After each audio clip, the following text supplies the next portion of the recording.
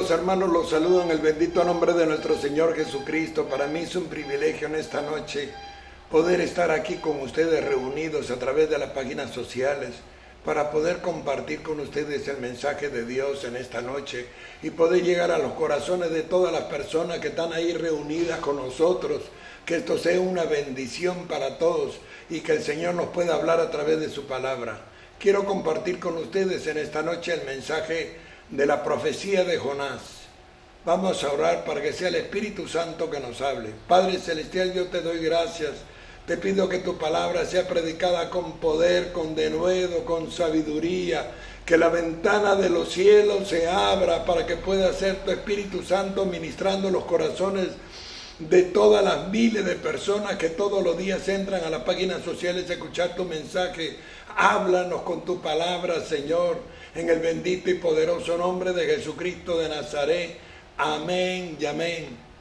Dice la palabra de Dios en el libro de Jonás: vino palabra de Jehová a Jonás, hijo de Amitai, diciendo: Jonás, ve a Nínive, aquella gran ciudad, y pregona contra ella, porque ha subido su maldad delante de mí.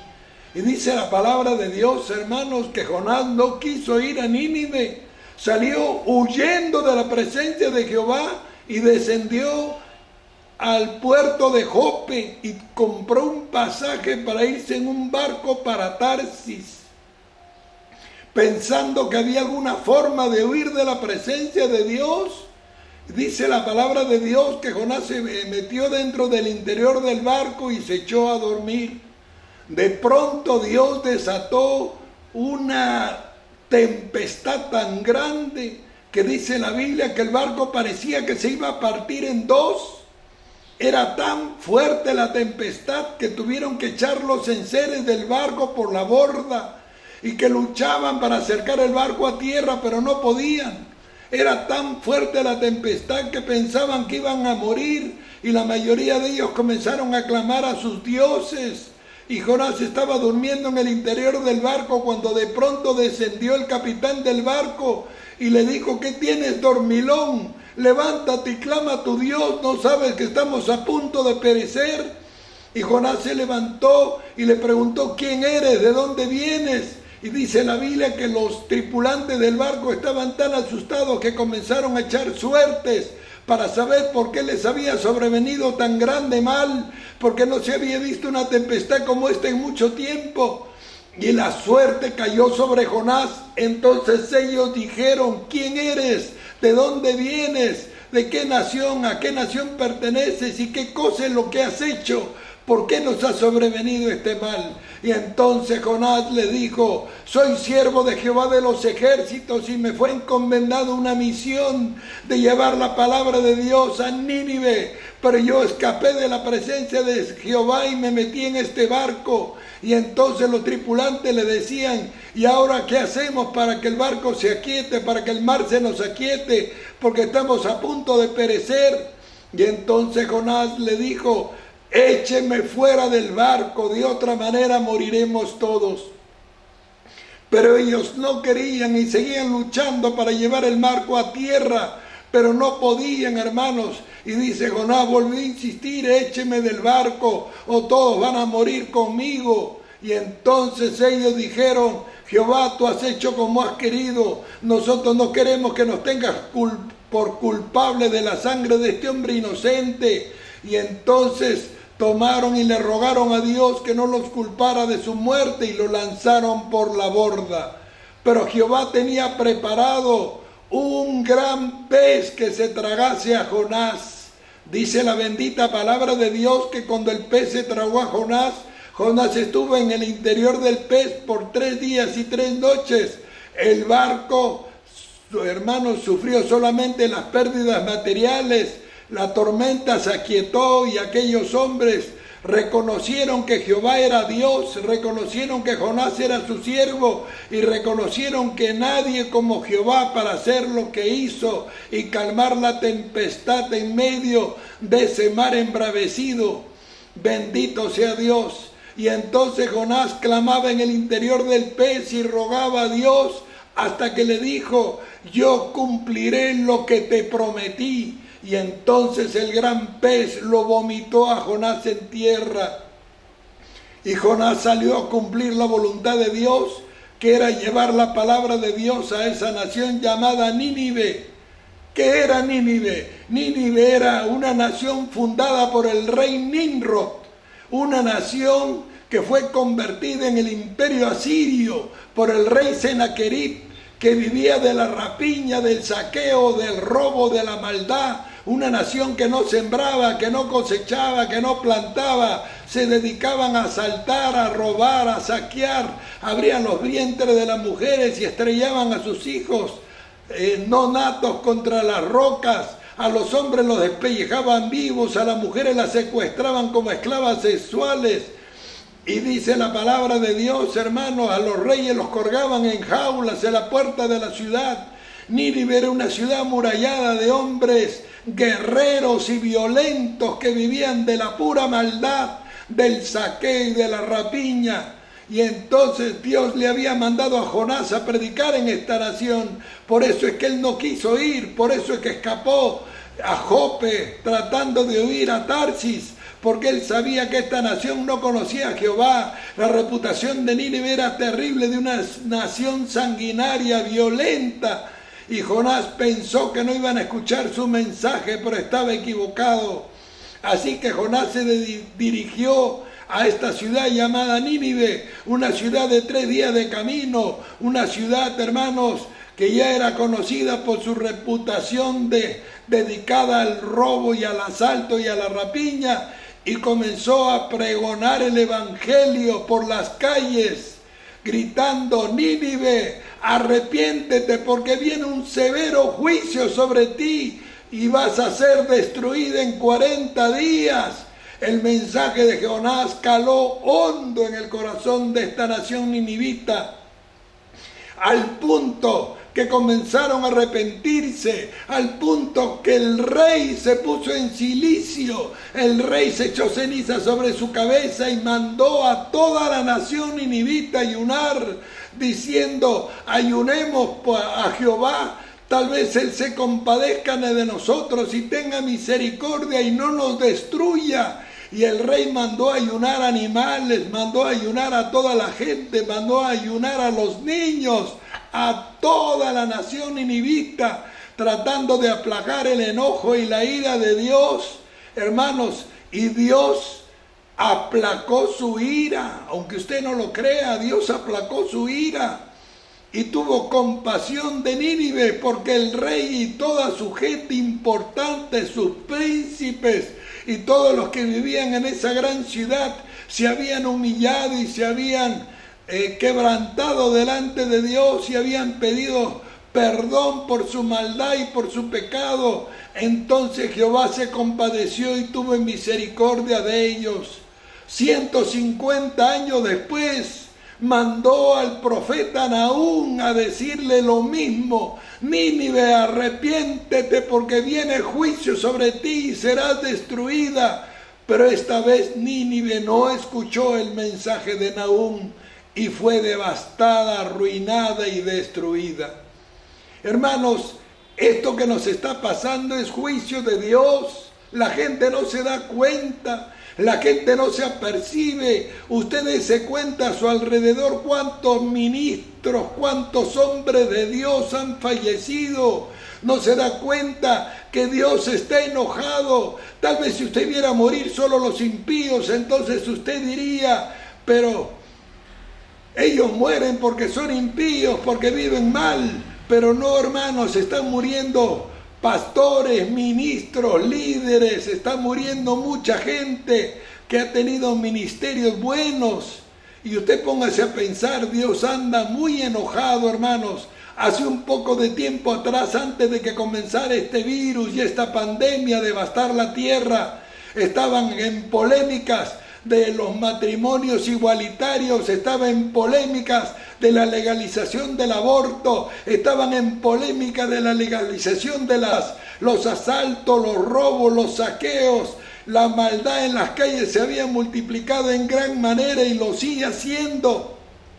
La violencia, el sicariato y todo esto se estaba haciendo como pan de cada día. Imagínense a qué punto había llegado la maldad. Y por eso Jehová estaba tan enojado, hermanos, que trajo este virus sobre la tierra, pues escrito estaba: es tiempo que el juicio comience por la casa de Dios, y si primero comienza por nosotros, ¿cuál será el fin de aquellos que no obedecen el evangelio de Cristo? Y si el justo con dificultad se salva, ¿a dónde aparecerá el impío y el pecador? Hermanos, esto estaba en la palabra. Vendrán terremotos, vendrán guerras, nación contra nación, reino contra reino. La maldad se multiplicará, el amor de muchos se enfriará. Y junto con todas estas cosas, hambres, guerras y más abajo dice pestes.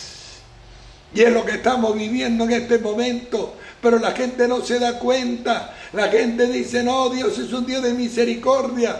Pero ese Dios de misericordia también es fuego consumidor. Por eso arrasó con Coré cuando se rebelaron contra Moisés. Por eso arrasó con Sodoma y Gomorra cuando se volvieron en pos de vicios contra naturaleza. Por eso asoló también a los ángeles que no guardaron su dignidad, sino que abandonaron su propia morada. Y muchas otras naciones, las cuales fueron juzgadas por Dios, sentenciadas por Dios y devastadas por Dios. Algunos piensan y dicen: sí, Dios es un Dios de misericordia, y eso es cierto, pero su misericordia no radica en el que Él va a violar su propia palabra. Su misericordia radica en la cantidad de oportunidades que nos brinda, en la cantidad de oportunidades que nos perdona, en la cantidad de veces que nos tiene paciencia, porque su palabra dice: Él es lento para Él la ira y grande en misericordia, pero no tendrá, hermanos, al pecador, al injusto, no lo tendrá por impune. Él hará juicio porque Él es el juez de toda la tierra y será justo con todo lo que está pasando. Acuérdese los días de Noé, Génesis 6:5. Y vio Jehová que la maldad del hombre era mucha sobre la faz de la tierra, y que todo designio de los pensamientos del corazón de ellos era de continuo solamente el mal.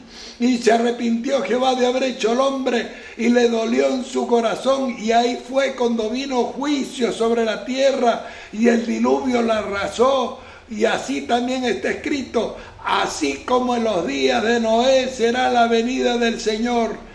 ¿Y cómo eran los días de Noé? Ya lo hemos dicho: la violencia, la maldad, mire el sicariato, los asesinatos, los saqueos, los robos, la corrupción que estamos cansados de ver, y todos esos temas de los homosexuales, todos esos temas, hermanos, de los matrimonios igualitarios, del tema también de los abortos, del tema de la legalización de las drogas y de muchas otras cosas podridas y corruptas, ahora ya no se mencionan. Ahora la gente está preocupada por el virus y por la cantidad de personas y familiares que han perdido. La gente está asustada por la cantidad de personas que están muriendo y siguen muriendo. Los hospitales están colapsando, y todo lo que está pasando nos muestra que Jehová está enojado, que Jehová está molesto. Hermanos, este es el tiempo de volvernos de corazón a Dios. La Biblia dice: si enviare pestilencia a mi pueblo, sobre el cual, y mi pueblo se humillare, sobre el cual mi nombre es invocado, y oraren y se arrepintieren de sus malos caminos, yo oiré desde los cielos, perdonaré sus pecados y sanaré su tierra.